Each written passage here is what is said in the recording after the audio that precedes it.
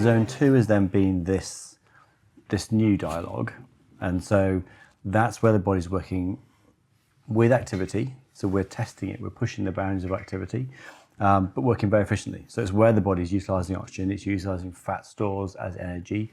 We're not going too hard into the anaerobic, where we can't work for very long. So it's duration based, but it's with a decent amount of output.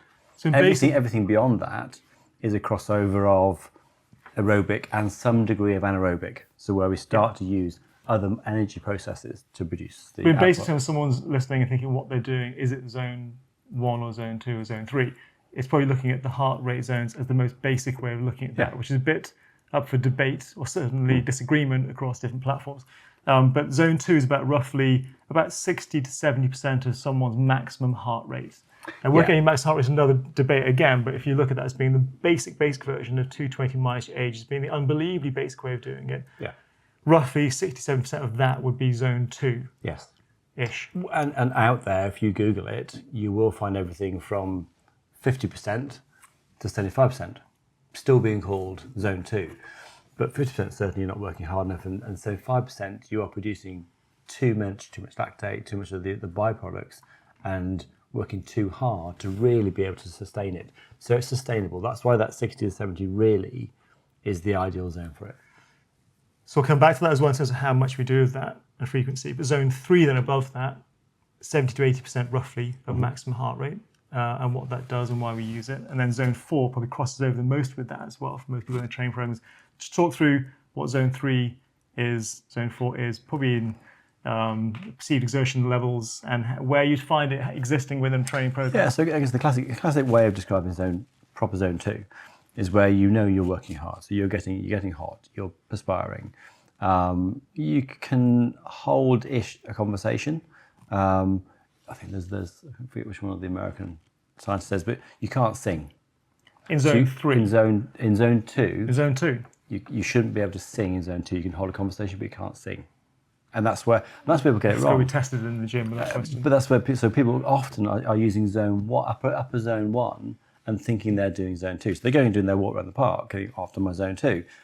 But actually it was still zone 1. Zone 2 is actually much harder than you think, because you have to sustain it for so much longer. Everything above that has a timescale to it. So when you go up to zone 3 and zone 4, you can only sustain those for a period of time. So if you think about someone running the 800 meters or running the mile, they're spent at the end of it. They can't keep on doing that because their energy systems aren't allowing them to keep on doing it at that level. So they are up in those upper levels. And so that's where you get this crossover of the amount of lactate being produced in the body.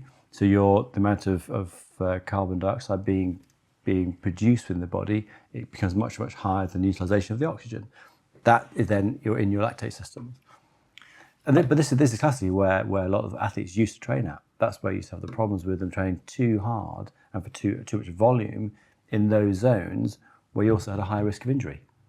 Yeah. So, because lots of this came from sort of the Scandi countries and came from all of the cross country. So when you're in zone 3, you're obviously going to feel as though you're then in a stage where you are, you're now turning slightly more red. You're definitely sweating harder. Yes. You aren't singing for you sure. Aren't singing, you're and you're probably struggling to brief talk. Kind of conversation as I'm okay, thanks, and that's about it really. And then zone 4 is much more towards, it's getting towards now, you're running fast, running up a hill, going up some staircase quickly. Zone 4, going into it, you already know there's a certain amount of time I can hold this for. Which is probably about roughly 60 to 90 seconds. Yeah. Ish. And then zone 5, the optimum maximum seconds. level. This is sprinting. Work. This is flat out. 15, 20 seconds of flat out work. Yeah, using up creatine phosphate, burning out of that, and there's nothing left in the tank, and that's it before you recover for a long time. So if we get the idea then where the intensity feels like in zones 1 to 5, it's then a question of why we'd use each of these, where they fit into program. So zone 1, we're not going to structure this into a program because it's just walking around day to day, existing, full stop really. Beyond doing what we're doing now, you're active. That's it. Which there's a benefit to being active, but that's not exercise. I spent probably 6 months sat on the bike in the gym without my whoop band on, thinking I was in zone 2. Turned out when I got the whoop band on, I was in zone 1 for 6 months. Because it's just, you have to work quite hard to get to the zone 2. The zone 2, the reason why we use zone 2 frequently is for a number of things, but not least mitochondrial adaptation.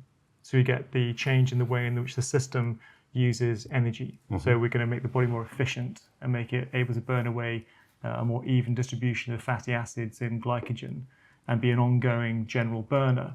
To get to that point where you get mitochondrial efficiency, what's the frequency to think about for someone using zone 2 per week in their program? How often and for how long? Well, I mean, if you look at one of the studies we'll bring up, there's a study on Dallas which looked at exactly this. So taking people who were sedentary and trying to look at different, essentially 2 different training modalities, but one of them being slightly lower intensity.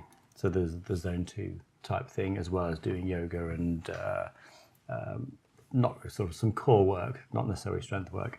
The other group doing all of the zone 2 work and doing strength work and doing at least once a week a high intensity cardiovascular output.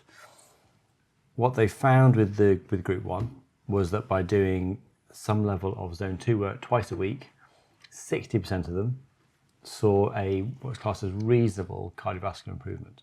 40% didn't. So even by doing doing zone 2 just doing zone 2, they were never tested beyond zone 2. And how long each session was doing that zone 2? They were doing zone 2 for 45 minutes. So a long time. So a decent amount of time. But so 60% saw a measurable cardiovascular improvement, 40% didn't. Obviously, the second group, which we can come on later probably, but the second group who were then building that activity of the zone 2, but then bringing in, after a stage of foundation, bringing the higher intensity cardiovascular work, saw huge improvements, both in terms of cardiovascular strength and then their VO2 output. So with that in mind, in terms of what that looks like as zone 2. So they always try to do zone 2, obviously, is try and have one thing which can keep you at that same zone throughout. Yeah. So it's that sustained intensity for the 40-minute duration, not fluctuating, not changing heart rate, keeping in that sort of, rough zone of 60-70% of your maximum, which probably means sitting on a bike or walking very quickly. Very quickly and probably unloaded, probably loaded with a rucksack on and so on. Yes, get some more weight on that, unless you're seriously deconditioned. We recently had a journalist in, and she was not particularly fit, and went out, doing walking. It's very diplomatically put. with a rucksack, but even then she couldn't sustain, or she couldn't keep her heart rate high enough to be in the sort of upper level of zone 2. So you're walking alone is actually, unless you live in a hilly environment, walking alone is pretty tricky as your chosen zone 2. But the hilly environment is quite tough too, because you change the duration, the intensity too much. So you're going to fluctuate too much in and out of the zones. So ideally, to get maximum. And with this journalist, a good example was that she started walking, couldn't get it high enough, so he said, "Well, let's go into a very light jog." The light jog took it up into zone 3. Yeah, instantly. So you then go, okay, well now we're going to do this funny hybrid thing of doing a little bit of walking, then we're going to do a sort of jog walk, then back to walk. So you end up having to slightly flux what you were doing in order to try and keep broadly in that zone 2 band, because it was all zone 2, but you're doing that in zone 2, which works, that's fine. Yeah, within a tight band, that's okay. But that was a really concerted effort to try and work out, with heart rate monitor on all the time, how to keep in zone 2. So it's not as easy as you think. No, someone listening in there, I mean, that's the point people listening to, thinking, how do I best burn fat? Let's be honest. That's kind of one of the key things people are looking at all the time as part of our health span longevity drive and focus all the time. Being leaner clearly makes you live for longer. It's undisputed. Mm-hmm. So fat loss is a key factor within this. So the zone 2 thing has to be understood as being it's a must. It's Absolutely. A total go-to. It's non-negotiable. You have to do zone 2 if you want to burn away fat. At the same time, if you want to improve your cardiovascular endurance, you have to do zone 2 to get that base level to be good too. So it hits 2 really good bases. And also everything you want to do beyond that. So if you want to go and do your high intensity work, or you want to go and do some specific sport, you decide to go and run a half marathon, or anything you want to do beyond it, you've got to build that base first. So everybody needs to go through a phase of building, because the fitter you get, the harder it is to get into zone 2. So for you or I to maintain zone 2, it's a pain in the butt. It's really hard work. So naturally, your zone 2 obviously grows with you. The more you do it, the better you get at it, the further away that zone 2 is. So by itself, as a conditioning method, it works incredibly well. And then once you've got that, but it's like, it's kind of thing, it's building the engine.